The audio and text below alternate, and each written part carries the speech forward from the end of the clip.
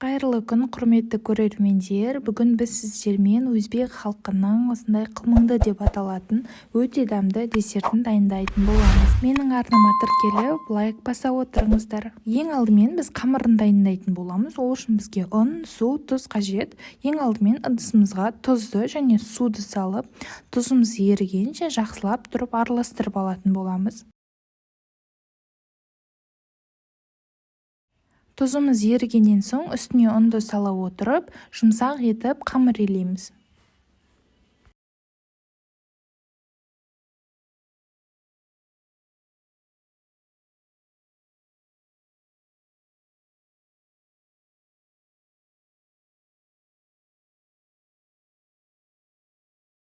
Міне осылай бізде жұмсақ қамыр пайда болады. Қамырымызды целлофанға орап, тынықтырып қоямыз. Енді ішіне салатын қайнатпалы кремді дайындаймыз. Ол үшін бізге сүт, ұн, қант, сары май және жұмыртқа керек. Ең алдымен ыдысымызға жұмыртқаны саламыз да, оның үстіне қантты салып, екеуін жақсылап тұрып араластырып аламыз. Қантымыз кішкене ерігенше араластырамыз.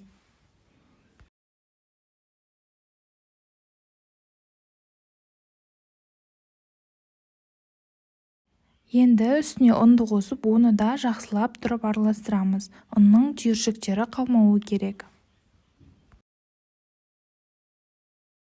Міне осылай жақсылап араластырғаннан соң сүттің аз ғана бөлігін құямыз да, жақсылап барлығы біріккенше тағы бір араластырып аламыз.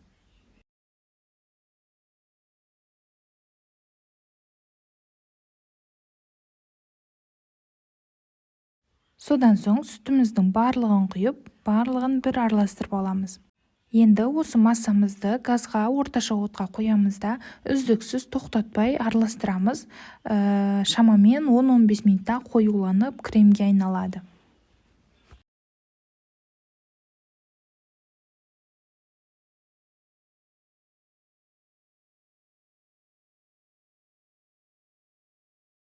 Міне осылай қоюланып, кішкене қайнай бастағанда үстіне сары майды саламыз да, астындағы отын өшіріп, жақсылап сары майымыз езілгенше, ерігенше жақсылап араластырамыз.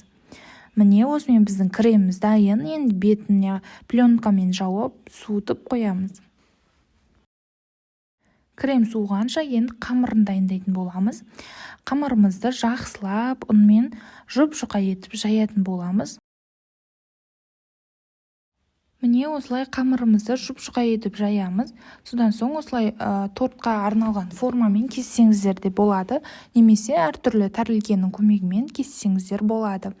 Мен мына жерде диаметрі 20 сантиметр қылып кестім, кішкентай қылып. Сіздердің пісіретін табаларыңыз қандай диаметр, сондай қылып кесіп алсаңыздар болады. Енді орташа отта қызып тұрған құрғақ табамызға жаңа қамырымызды бір-бірден сала отырып пісіріп алатын боламыз. Қатты күйдіріп жібермеңіздер, қатты күйдірсеңіздер, қатты қытырлақ болып сынып кетеді. Осылай екі бетін аудара отырып, жақсылап барлығын біркелкі етіп пісіріп аламыз. Содан соң піскеннен кейін тәрелкеге қойғанда аз-аздан сумен сулап қойыңыздар, сол кезде жұмсақ болып иілгіш болады. Содан соң бетін матамен жауып қоямыз.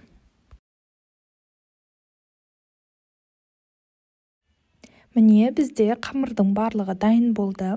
Келесі кезекте ішіне кремді салатын боламыз. Міне кремімізде суып әдемі болып тұр.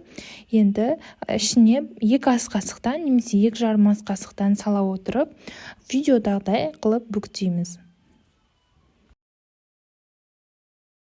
Кремді мейлінше көп қып жаққан жөн, өйткені кремді көбірек жақса, жұмсақ болып ауызда еріп кететіндей болады.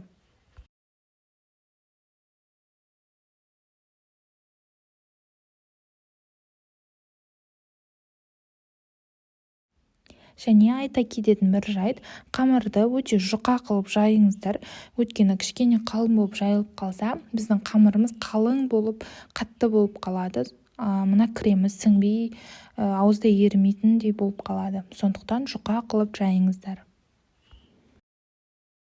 Міне біз барлық кремдерін орап, бүктеп қойдық. Ендігі кезекте әрқайсысы бетіне осылай ерітілген сары майды аламыз да щетканың көмегімен осылай әдемі қылып жағып шығатын боламыз. Майды кішкене молдау етіп жағыңыздар, сол кезде одан әрі жұмсақ болады.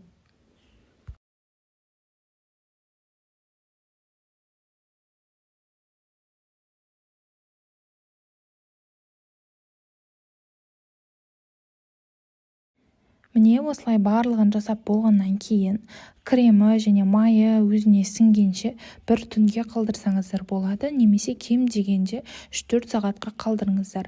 Сол кезде өте жұмсақ болып ауызда еритіндей болып тұрады. Міне осымен біздің қылмыңды десертіміз дайын, өте дәмді болып шығады. Міндетті түрде жасап көріңіздер. Өте дәмді, шайға өте күшті келеді.